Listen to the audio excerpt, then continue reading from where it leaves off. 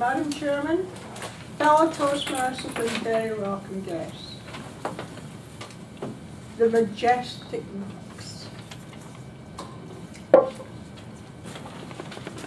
I find one of the most memorable places I have gone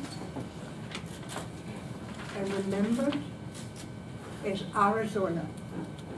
Now, Arizona is a remarkable place because you've got one of the 7 wonders of the world,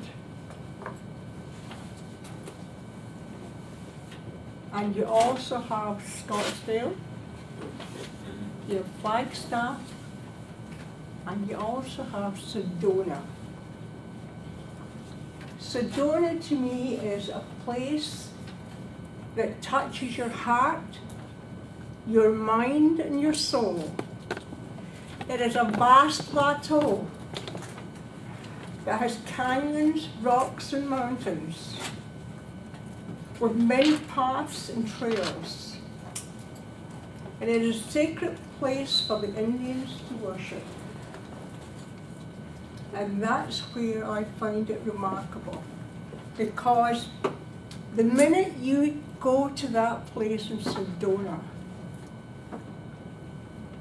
it seems to take you over as a magic spell, because it's so spiritual. And your heart just seems to melt away and you're happy. But as I said, the rocks and the mountains, then you've got this plateau that a very large rock in the center. It's high enough for you to climb. And this is where the Indians worship. And on that rock, it's become so famous that all the young brides come to get married, to be blessed in this location. Then you come to the majestic rocks. And those are so touching because they are red stone and they seem to tower up to the sky. And they are weather beaten. So each one has different shapes. And you're just going, ah, how could beauty be so nice? We stayed in Sedona, which was very, very powerful because in the early morning sunrise, you could see the sun hitting the red rocks and the reflection from the red rocks from the sunrise. It was just magic and powerful. And as the sun started to come up over, all of a sudden all these shapes from the different rocks. It was so spiritual. You just felt it took you over completely. And each rock all over the place was different, the shapes of them. Sunset the same, the sun would hit against the rocks and hear all these beautiful, beautiful sights. It was just breathtaking. Now it's quite funny how when you go to certain places, they have a feeling that no other place have.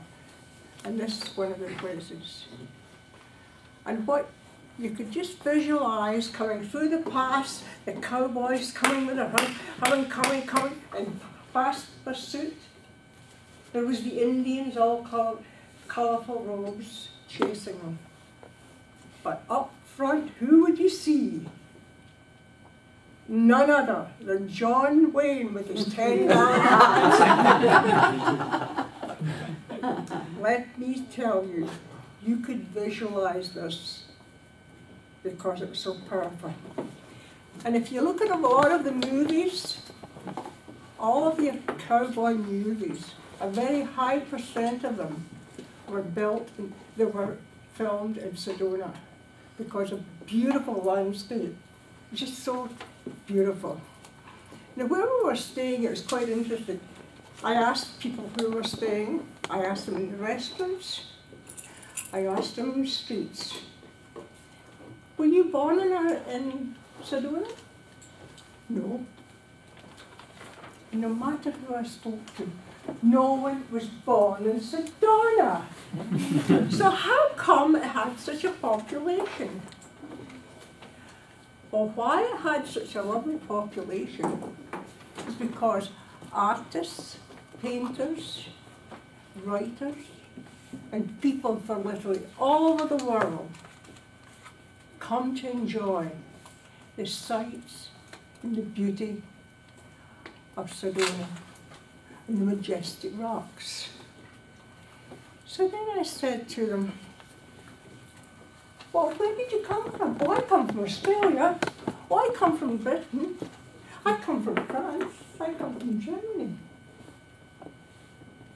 And when I spoke to you about how magnetic it was and how it went to your heart, these people came on vacation and they went back home. They sold off the property from all over the world and they settled in Sedona. And they've got this art gallery there, and it's absolutely magnificent. The minute you walk into this art gallery, the painters have captured the colours, the spirit, and the faith within the stories. And there's black and white photographers. They captured it in black and white. There was writers, and they even had the Indian sculptures in this lovely museum. So I find that there's certain places in life that you find these majestic stones, the peace and love of the people around. And I ask each and every one of you, if you have an opportunity, please go to Sedona.